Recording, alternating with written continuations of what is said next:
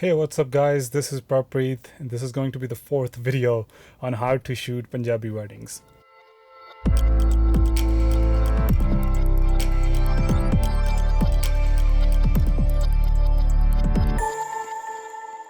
So today we're going to be talking about how to do groom and bride prep because they're two different things and I don't think that anyone kind of covers these things in detail.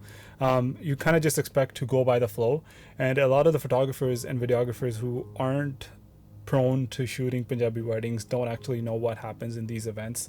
So they kind of get lost at times and they just basically don't know how to shoot these. I personally, when I started, I was kind of surprised by all that was happening. Obviously in the bride side, that much isn't really happening. You just have to kind of shoot her makeup or doing some touches on her face, her parents putting on the chunni, the chuda kalire, like some bangles and stuff. It's basically really low maintenance stuff. Just some shots of her maybe outside in the backyard, etc. And this basically wraps up the whole thing and there's not too much to worry about.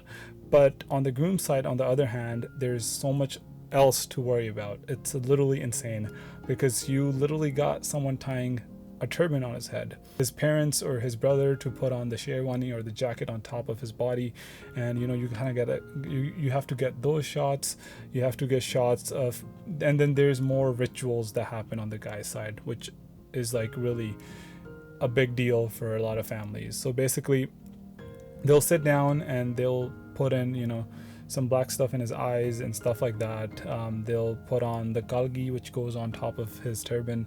Stuff like that is just a lot of things, a lot of cultural things that Punjabi people do, and you just need to make sure how you can shoot them. Groom and bride prep is where most videographers and photographers try to get fancy with everything. They like to get super into the details of all the clothes and all the stuff. So this video, I'm just gonna clarify every single thing on how much effort you should be putting, because this will be like super fast in time. You can't spend all day on this.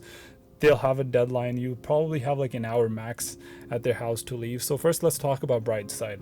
So you're probably going to get there by 6:30 or 7 a.m, whatever time they tell you to get there by. Even if they tell you 6 a.m, you kind of just have to go by that. So once you're there, just get some drone shots of the house or the outside, and then you go inside. You can take some shots of the details of the stuff. So this can be the dress of the bride, or it can be her jewelry that she hasn't put on yet, etc., etc. So you just get some shots of those, the shoes for example, right? Get those, and then you basically have the person putting on makeup on the bride. Just ask the makeup artist to put some get you some shots where she's just like basically touching her eyes or her nose or stuff like that. And then there's a shot where she's kind of spraying her hair, and then you can slow-mo that. All those shots should be at slow-mo because you're kind of using them in the highlights. And also just get some kind of continuous slow shots that you can also use inside of your continuous video as well. So once she's ready, you're probably going to have her parents around who are going to put the chunni on top of her head. So you get a shot of her parents basically putting on the chunni and stuff. Most of these shots I would suggest that you do right next to a window so you have enough lighting, because this will be like early morning, so the sun wouldn't be too high. But if you can't have some sort of lighting, make sure that you do take some lighting with a softbox with you, so you can have some really nice soft light on top of your subject and everything kind of looks great, because you are going to be using this in your highlights and it just kind of pulls off in a really nice way. So do use a softbox and a light, and I'll link the light and the softbox that I use. They're fairly cheap, they're not that expensive. It just takes some time to set up, maybe like I would say 5 minutes. So just plan ahead and it really works out. You can get some really cool shots, but if you can, just use the window light and you'll basically done with the whole process much faster. So once that's over, someone's going to put on her bangles and stuff. They're basically going to attach some things to the bangles. Really quick things, you can get zoomed in shots or like really close-ups of whatever's going on, and a wide shot of everything that's going on. Basically everything we've been doing up to now, you just kind of follow those things don't over complexify it, or don't go handheld and stuff like that. Just shoot safe, because this is probably going to be one video shooter and one photographer, so you don't have that much, you know, backup and people to help you in the setup and stuff. So this basically wraps up everything, because after this they might decide to take some family photos. So just have a tripod there, continue to shoot everything that's going on. Don't worry about any prime shots or gimbal shots. These won't be really useful. Just have like a tripod that you can watch and see what's going on. Just record that. So, and then if you have time at the house or when she leaves to the Gurdwara, just take some video shots of her, you know, in her dress and how she looks.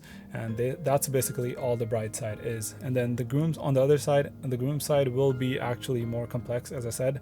So first of all, you know, follow the same thing. You shoot the house, the outside of the house for context. Some have some detailed shots of the house inside as well. This also applies to the bride side. I forgot to add it there. Then you have detailed shots of the stuff that the groom is going to be carrying, his kirpan, his you know, his jewelry and stuff, his coat. And then, so if the groom isn't Sardar, he's probably going to have someone else tie the pag on him. So you just get some, like the last shot of someone, you know, finishing up the pug and stuff on him, and that basically, you know, gives you enough content to, you know, create for the highlights, put it into the continuous video as well. And then there's going to be, you know, someone putting on his jewelry and stuff, and then obviously, you know, once that's done, he's basically going to sit there and the rituals are going to start. So in the rituals, the family members kind of stand behind him, and I think his sisters or sister-in-laws, they'll put on some black stuff, I think it's called a surma, in his eyes. And then basically that's one thing. And then the second one is his sisters or sister-in-laws, forgot which one it was, but they basically put on the kalgi on his head. They're basically there. So you need a wide shot of everything that's going on here. You can take some prime shots if you have someone else working there with you, but I would really suggest that you focus on the tripod and make sure that you have that safe footage. So once this is over, everyone kind of, you know, comes around, gives him money and stuff, takes photos with him, and you basically record this on a wide shot as well. This will take longer than the bride side because there's just going to be a lot more family. But again, so the bride does reach the Gurdwara before the groom, so you need to make sure that, you know, on the bride side that you are kind of finishing things up faster. On the groom side, they're probably going to be a little more delayed, a little more relaxed, but just make sure that you are on time and, you know, you do your job right. So once that's over, they're basically going to walk out of the house. You can have some gimbal shots of them walking out the house, sitting in the car, and going to the Gurdwara. And at that point, you know, you're basically done with the preps, and the next thing would be the Milni. So the bride photographers and videographers are actually already going to be at the set. They're already going to be at the Gurdwara by the time groom comes. So you can have one of those guys, bride guys, put up the drone and get some shots of the groom coming in. So you can get some really nice aerial shots of, you know, the Gurdwara. First of all is really important. Get some shots of that, and you can also have some shots of the groom basically entering and his car. He's probably going to be in a really fancy car, so get those shots. So once he arrives, he's basically going to get out of the car. You got to get those shots. He's going to, you know, come to the Milni place, wherever the Milni is taking place, and they are going to basically do ardas, religious ceremonies and stuff. And they are going to start this whole ceremony where from both sides of the family will basically greet each other with these hars, these necklaces, or whatever you want to call them, and they basically greet each other. And so this is where it kind of gets complex, because you have people surrounding you in like a circle and everything is happening in between. So what you need to make sure with all the other videographers and photographers is that you're standing on one side and the event is happening right in front of you. So there's no one actually on the other side of, you know, on the back side of these people. So just make sure that, you know, you're on one side, and then you can cover two angles. So one's going to be looking this way, the other's this way. So it kind of gives a different look to the whole event. Get both sides, make sure you cover both sides so that there's no bias like on, you know, one side, and it doesn't seem like you're focusing on one side or the other. Each of the sides will be equally as important. So that's basically it. You kind of got to get those tripod shots, maybe have some. I don't think a gimbal is necessary here because everything is so static and the space and the real estate for you to shoot will be really less. So don't focus on, you know, movement and stuff. Just get some really nice safe tripod shots. So once this is over, they're going to go over to the langar hall where breakfast will be served. It's usually cha and stuff. So get a tripod person there and they can basically, you know, stand there and shoot everyone coming and grabbing food and going. This can give you like 5 minutes of footage, and then you can get some footage of this, you know, the tripod person can go around, get shots of people eating, get some quick little shots. They don't have to be, you know, too detailed because it kind of becomes awkward when people are eating and you're kind of like just recording them eating, you know. And for the guests itself is super awkward because there's a camera that's watching them eat, and you know, some people have bad eating habits, etc. So it just doesn't look great.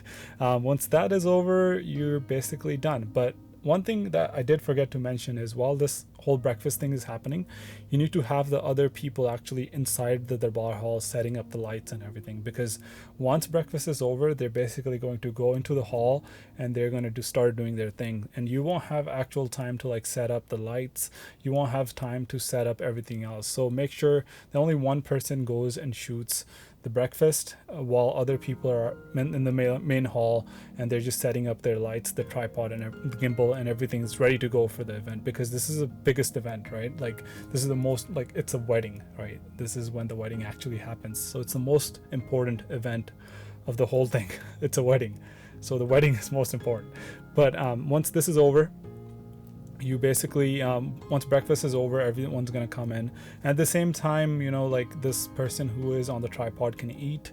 Once everyone is, like, the other people are done setting up, they can also go and have a quick bite and stuff, so they are basically, you know, energized for the rest of the day. So in the next video I'll actually talk about the whole actual wedding and stuff like that, but I think I covered a lot for this video. This basically covers how to shoot the bride and the groom's prep in the morning, and then going to Milni, breakfast, and setup for the wedding. So this was video number 4 on how to shoot Punjabi weddings. Next video I'll cover, obviously, as I said, the Anand Karj whole ceremony, and then we'll have the Doli and the Pani Varna to end up the whole day. This is the super long day. These days, wedding days usually go anywhere from 8 to 12 to 14 hours sometimes, so just be patient. Don't tire yourself out. Make sure you eat, make sure you grab some water, and make sure that, you know, you're basically healthy throughout the day. You don't want to be in bad conditions. Make sure you have a lot of good sleep the night prior. And this has happened to me so many times where I'm literally shooting weddings on like a 3 to 4 hour sleep. It doesn't result in good shots. It basically stops you from being creative, and it kind of just tires you down really fast. So make sure that you're good to go for this whole day. You basically are the most important gear that you have, so make sure to use your body in the perfect and the best way that you possibly can. So this is it for today's video. If you guys enjoyed it, please make sure to like it, share, and subscribe, and I'll see you guys in the next video. Peace out.